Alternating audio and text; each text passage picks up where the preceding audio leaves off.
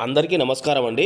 ఆంధ్రప్రదేశ్ వాతావరణ అధికారులు చెప్పడం జరిగింది. గురువారం ఏపీలోని కొన్ని ప్రాంతాల్లో భారీ వర్షాలు కురుస్తాయని, అలాగే 15, 16 తేదీలలో తేలికపాటి నుంచి మోస్తారు వర్షాలు అక్కడక్కడ కురుస్తాయని, గురువారం కోనసీమ, పశ్చిమ గోదావరి, ఏలూరు, గుంటూరు, నంద్యాల, నెల్లూరు, కర్నూలు, పల్నాడు, ప్రకాశం, అనంతపురం, సత్యసాయి జిల్లా, బాపట్ల, కృష్ణా, అన్నమయ్య, చిత్తూరు, కడప జిల్లాలలో తేలికపాటి వర్షాలు కురుస్తాయని అధికారులు చెప్పడం జరిగింది. వరకు చేరాలంటే మా ఛానల్ లైక్ చేసి, షేర్ చేసి, సబ్స్క్రైబ్ చేసుకోండి. ఇకపోతే విషయంలోకైతే వెళ్ళిపోదాం. భారత వాతావరణ శాఖ ఐఎండీ ప్రకారం అల్పపీడనం బలహీనపడింది, కానీ నైరుతి బంగాళాఖాతంపై ఒక ఆవర్తనం అలాగే ఉంది.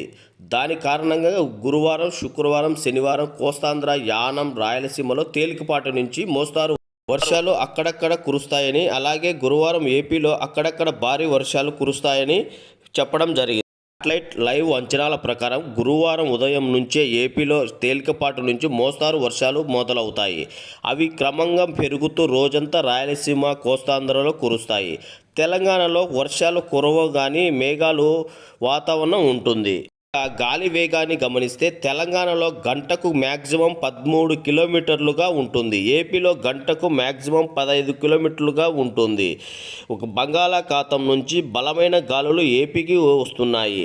ఉష్ణోగ్రత గమనిస్తే తెలంగాణలో గురువారం మ్యాక్సిమం 31 డిగ్రీల సెల్సియస్ ఉంటుంది.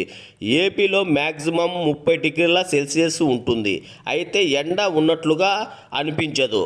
తేమను గమనిస్తే తెలంగాణలో తేమ తక్కువగానే ఉంటుంది. ఏపీలో మాత్రం 70% పైగా ఉంటుంది. అందుకే గురువారం ఏపీలోని రాయలసీమ, కోస్తాంధ్రలో మోస్తారు నుంచి భారీ వర్షాలు అక్కడక్కడ కురిసే అవకాశం అనిపిస్తుంది. తెలంగాణలో మాత్రం వర్షాలు కురవగానే మేఘాల వల్ల వాతావరణం ఆహ్లాదకరంగా ఉంటుంది.